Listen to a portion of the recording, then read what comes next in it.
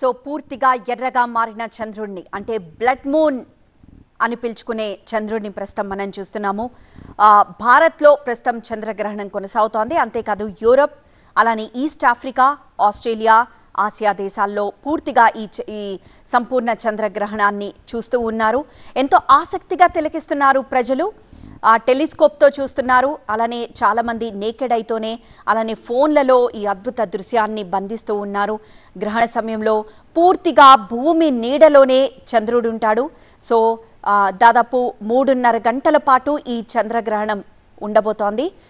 2 గంటల 26 నిమిషాలకి పూర్తిగా ఈ చంద్రగ్రహణం ముగిసిపోతుంది. అలానే 1 గంట 26 నిమిషాలకి ఈ సంపూర్ణ చంద్రగ్రహణం ముగుస్తుంది. ఆసియా, ఆస్ట్రేలియాలో ఈ సంపూర్ణ చంద్రగ్రహణాన్ని ఇప్పటికే వీక్షిస్తున్నారు.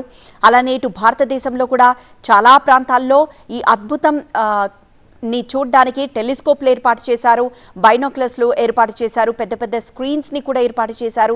ఇప్పటికే చాలామంది ఈ చంద్రగ్రహణం మొదలవ్వక ముందు నుండే వచ్చి ఈ అద్భుతాన్ని చూసేందుకు అన్ని ఏర్పాట్లు చేసుకొని వచ్చారు. చిన్న పెద్ద అందరూ తరలి వచ్చారు.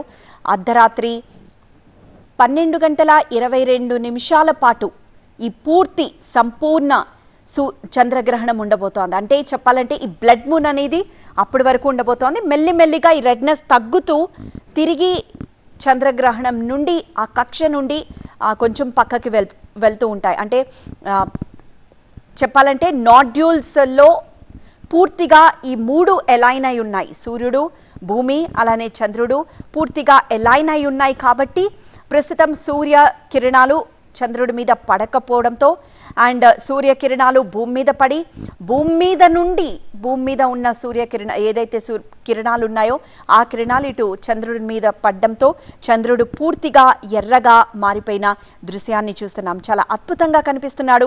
తిరువనంతపురం నుండి లైవ్ ద్వారా చూస్తున్నాం. అనంతపురం, హైదరాబాద్ 3 ప్రాంతాల నుండి మనం లైవ్ దృశ్యాలు చూస్తూ ఉన్నాము. కొన్ని ప్రాంతాల్లో మేఘాలు కమ్ముకుని ఉన్నాయి, కొన్ని ప్రాంతాల్లో వర్షాలు పడుతున్నాయి. కాబట్టి ఆ ప్రాంతాల్లో ఈ ఖగోళ అద్భుతాన్ని చూడలేకపోతున్నారు. కానీ మోస్ట్ ఆఫ్ ద ప్లేసెస్లో మాత్రం ఈ అద్భుతాన్ని చూడగలుగుతున్నారు. సో హైదరాబాద్ నుండి, అనంతపురం నుండి, తిరువనంతపురం నుండి లైవ్ దృశ్యాలు మనం చూస్తున్నాము. చంద్రుడు ఎంత ఎర్రగా మారిపోయాడో మనం చూస్తున్నాము. తిరువనంతపురంలో కనిపిస్తున్న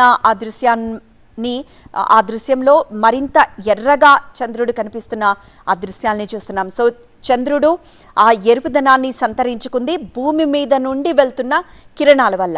యాక్చువల్గా చెప్పాలంటే ఇక్కడ భూమి ఆరోగ్యం ఎలా ఉంది అంటే భూ వాతావరణం ఎలా ఉంది, కలుషితమైందా లేకపోతే ఏ స్థాయిలో కలుషితమైంది, ఇవన్నీ ప్రస్తుతం శాస్త్రవేత్తలు స్టడీ చేస్తున్నారు.